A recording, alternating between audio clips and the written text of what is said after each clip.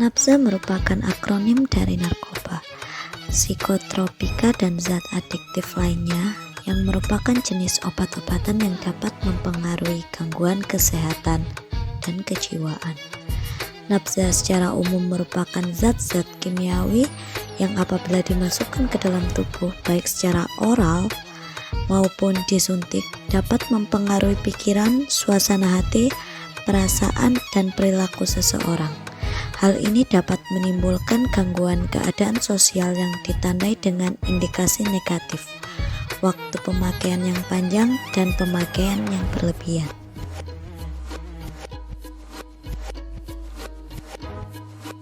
Faktor penyebab penyalahgunaan nafza. Penyalahgunaan nafza umumnya terjadi karena adanya rasa ingin tahu yang tinggi. Di sisi lain, kondisi ini juga dapat dialami oleh penderita gangguan mental, misalnya gangguan bipolar. Seseorang yang menderita gangguan mental dapat lebih mudah menyalahgunakan nafza, yang awalnya bertujuan untuk meredakan gejala yang dirasa. Selain rasa ingin tahu yang tinggi dan menderita gangguan mental, terdapat pula beberapa faktor lain yang dapat meningkatkan resiko seseorang melakukan penyalahgunaan nafza. Antara lain,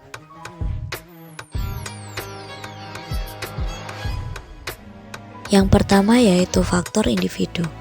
Kebanyakan penyalahgunaan nafza dimulai atau terdapat pada masa remaja, sebab remaja yang sedang mengalami perubahan biologi atau psikologi maupun sosial yang pesat merupakan individu yang rentan untuk menyalahgunakan nafza. Anak atau remaja dengan ciri-ciri tertentu mempunyai resiko lebih besar untuk menjadi pengguna nafza.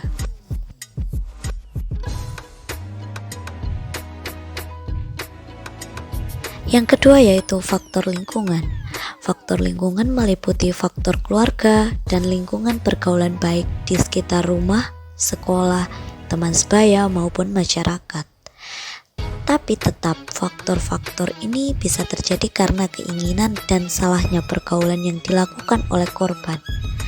Faktor lingkungan yang ikut menjadi penyebab seorang anak atau remaja menjadi menyalahgunakan nafza. Contohnya, memiliki teman yang seorang pecandu nafza. Yang kedua, mengalami masalah ekonomi. Yang ketiga, pernah mengalami kekerasan fisik, emosi, atau seksual, dan lain-lain. Faktor individu, faktor lingkungan keluarga, dan teman sebaya atau pergaulan tidak selalu sama besar perannya dalam menyebabkan seorang menyalahgunakan nafza. Karena faktor pergaulan bisa saja seorang anak yang berasal dari keluarga yang harmonis dan cukup komunikatif menjadi penyalahgunaan nafza.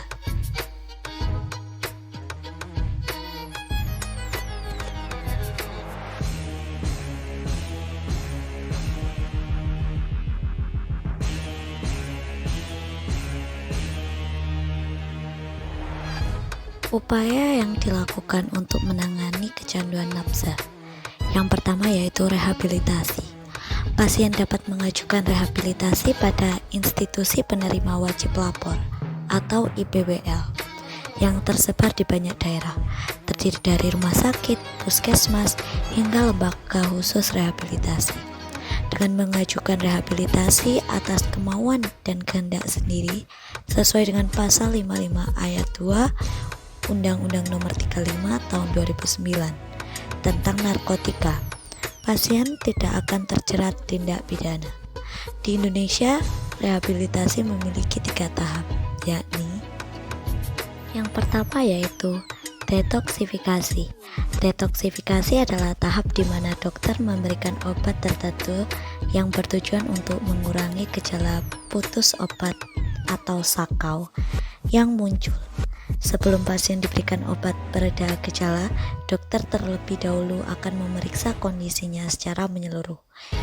Yang kedua yaitu terapi perilaku kognitif. Pada tahap ini, pasien akan dibantu psikolog atau psikiater berpengalaman.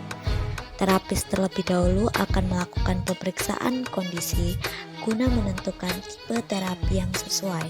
Beberapa tujuan dilakukannya terapi perilaku kognitif antara lain adalah untuk mencari cara mengatasi keinginan menggunakan obat di saat kambuh, dan membuat strategi untuk menghindari dan mencegah kambuhnya keinginan menggunakan obat.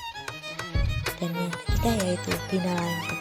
Dalam tahap ini memungkinkan pasien ikut serta dalam kegiatan yang sesuai dengan minat.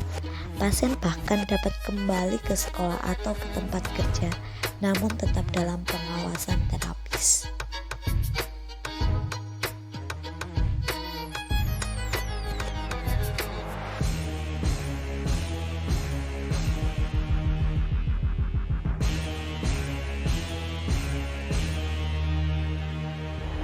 Upaya yang kedua yaitu menghentikan sama sekali penggunaan nafza.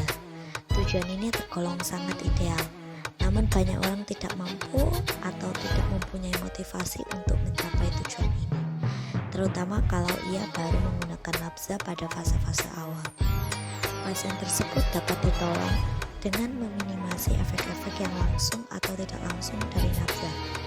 Sebagian pasien memang telah abstinensia terhadap salah satu nafza, tetapi kemudian beralih untuk menggunakan jenis nafza yang lain.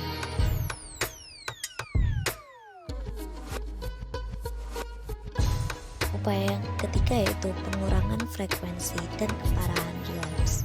Sasaran utamanya adalah pencegahan relapse. Bila pasien menggunakan satu kali saja setelah clean, maka ia disebut sleep. Bila ia menyadari kekeliruannya dan ia memang telah dibekali keterampilan untuk mencegah pengulangan penggunaan kembali, pasien akan tetap mencoba bertahan untuk selalu abstinensia.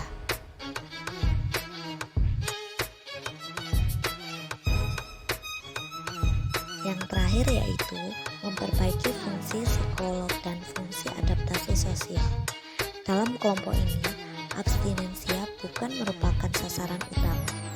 Terapi rumahan atau maintenance metadon merupakan pilihan untuk mencapai sasaran terapi golongan ini. Beberapa hal atau upaya yang dilakukan tetap membutuhkan dukungan dari keluarga dan kerabat sangatlah berpengaruh.